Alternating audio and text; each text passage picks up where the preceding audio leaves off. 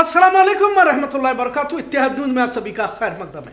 आलमी सतह पर किस तरह तस्वीर बदलती जा रही है, इसे समझना बहुत जरूरी हो जाता है। इसराइल की हार ने इसराइल को फलस्तीन के सामने झुकने पर मजबूर कर दिया और साथ में अमेरिका भी झुक गया। जाहिर है जंगबंदी को इसराइल के साथ अमेरिका की भी हार मानी जा रही है। इसके कई वजूहात हैं, क्योंकि इसराइल ने लाखों फलस्तीनी मुसलमानों को शहीद तो किया, लेकिन इसराइल भी अपने हजारों फौजियों की जान गंवाने के बाद भिखारी और कंगाल बनता दिखाई दे रहा था। अरबों खरबों का खर्च बर्दाश्त के बाहर तो था ही, पर उस कौम से जंग जीतना आज भी उतना ही मुश्किल है जो मौत में जिंदगी तलाशती है। लिहाजा इसराइल के अंदरूनी बगावत का अंदेशा, गिरती मईशत और दुनिया भर में इसराइल और अमेरिका के खिलाफ माहौल ने इसराइल को घुटने पर लाया। बज़ाहिर गाजा को तबाह करने की तस्वीर सभी ने देखी, तो जंगबंदी के बाद हमास का शक्ति प्रदर्शन इसराइल को और अमेरिका को भी चिढ़ा जरूर रहा है। लिहाजा आज मौजू कुछ अलग है। भारत के अंधभक्त और नफरती चिंटुओं को उनके महानायक वजीर आजम मोदी को ट्रंप के शपथ विधि इजलास में नहीं बुलाया गया। अब एक बड़ी जिल्लत की बात तो कही जा सकती है, लेकिन उससे भी बड़ी जिल्लत की बात भारत के लिए सबसे खतरनाक आतंकवादी दहशतगर्द गुरपतवंत सिंह पन्नू को हलफ बर्दारी की तकरीब में बुलाया गया। अब स्क्रीन पर देख सकते हैं कि भारत का सबसे बड़ा आतंकवादी माना जाने वाला पन्नू खालिस्तान जिंदाबाद के नारे लगा रहे हैं। अब यहाँ के मोदी योगी शाह के साथ हिंदुत्ववादियों के लिए भी इंतहाई शर्म की बात हो सकती है, क्योंकि जब डोनाल्ड ट्रंप मुसलमानों के खिलाफ कोई भी कार्रवाई करता है तो गोया अंधभक्तों के फूफा होने की तरह ट्रंप की तस्वीर की पूजा की जा रही थी। जगह जगह पर हवन और महायज्ञ किए जा रहे थे, लेकिन ट्रंप ने एक बार फिर दहशतगर्द पन्नू को तो बुलाया, पर प्रधानमंत्री मोदी को नहीं बुलाया। इससे भक्त मंडली खासी नाराज, क्योंकि ट्रंप के बहाने भारत के मुसलमानों को भी चिढ़ाने और साथ में हिंदू मुस्लिम खेलने के लिए अमेरिका जैसे सुपर पावर मोदी के साथ है और मोदी हिंदुत्व का चेहरा बनाया जा रहा था। खैर, बात यही नहीं रुकती, बात और भी आगे बढ़ती है, बल्कि चीन के वजीर आजम जिनपिंग को मदऊ किया गया। मतलब भारत की विदेश नीति कितनी नाकाम हो चुकी है और जो भारत का डंका बजने की एक तस्वीर बनाई जा चुकी थी वो कितनी एक फर्जी थी, इससे जाहिर होता है भारत में कमजोर मुसलमानों के खिलाफ कानून बनाने में इनकी काबिलियत खर्च हो रही है क्या, ऐसी चर्चा भी देखी जा रही है। पाकिस्तान, बांग्लादेश, श्रीलंका, यहाँ तक नेपाल भी भारत के विरोध में, भारत की मुखालिफत में है। छोटे छोटे मालदीव जैसे जजीरे भी भारत को आंख दिखाने की कोशिश कर रहे हैं। ऐसे में भारत विरोधी पन्नू को ट्रंप को हलफ बर्दार की तकरीब में बुलाना खतरे की घंटी कही जा सकती है। यकीनन गोदी मीडिया इसे भी बड़ा मास्टर स्ट्रोक कह सकती है, खुलकर तारीफ के पुल बांध सकती है, लेकिन इतने बड़े लोकतंत्र की जिल्लत शायद इससे पहले नहीं हुई होगी। वैसे अब लोकतंत्र कहना ठीक है या नहीं मालूम नहीं, क्योंकि भीड़ तंत्र ने लोकतंत्र का गला घोटना तो शुरू किया हुआ है। मुसलमानों को जमीन तंग कर दी जा रही है, नए नए कानून सिर्फ मुसलमानों के खिलाफ लाने की साजिश रोजाना परवान चढ़ रही है। आलमी सतह पर विश्व गुरु का नैरेटिव तो चलाया जा रहा है, फिर एक बार जाहिर कर दिया है कि दुनिया भर में मोदी की हिंदुत्व की तस्वीर मुल्क के संवैधानिक ढांचे को बदनाम कर रही है। जो भी मुल्क के संविधान को बदलना चाहते हैं और हिंदू राष्ट्र का हवा खड़ा कर रहे हैं, इन्हें चाहिए कि वक्त से पहले अपनी रविश को बदले। दुनिया भर में भारत विरोधी माहौल और सबसे बड़ा दुश्मन चीन जब अमेरिका के करीब जा रहा है, इसे करीब जाना ही कह सकते, क्योंकि दावत में मोदी को तो हटा दिया गया, लेकिन जिनपिंग को बुलाया गया। वही दूसरी ओर ट्रंप एक बार भारत पर दबाव डाल रहा है कि चीन से ताल्लुकात न रखे। एक तरफ खुद अमेरिका जिनपिंग से करीबी हासिल कर रहा है और दूसरी तरफ अमेरिका भारत पर दबाव डाल रहा है कि चीन से तिजारती ताल्लुकात से किनारा करे। मतलब दोनों तरफ से भारत मुश्किल में फंसता जा रहा है। चीन वैसे भी भारत की सरजमीन पर कब्जा किए बैठा है। मोदी झूठ बोलने में माहिर है और चीन एक इंच भी भारत की जमीन पर नहीं आया है का बयान वजीर आजम की जानिब से दिया जा चुका है। भारत में हिंदुत्व तंजीमें चीन के बायकाट की बातें करते रहते हैं।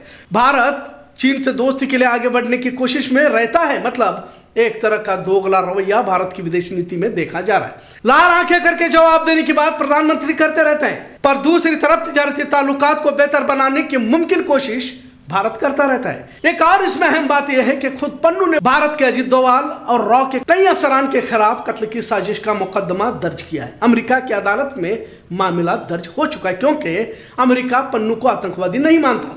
मामला इसी 2023-24 का है। भारत की रॉ एक मशहूर खुफिया एजेंसी है। रॉ के अफसरान ने अमेरिका में रहने वाले किराए के हत्यारे के गुरपतवंत सिंह पन्नू के कत्ल की सुपारी दी। इसके लिए भारत के अमेरिकी ताजिर निखिल गुप्ता से राब्ता किया गया, तो निखिल गुप्ता ने FBI के अंडरकवर एजेंट को इसकी सुपारी दी।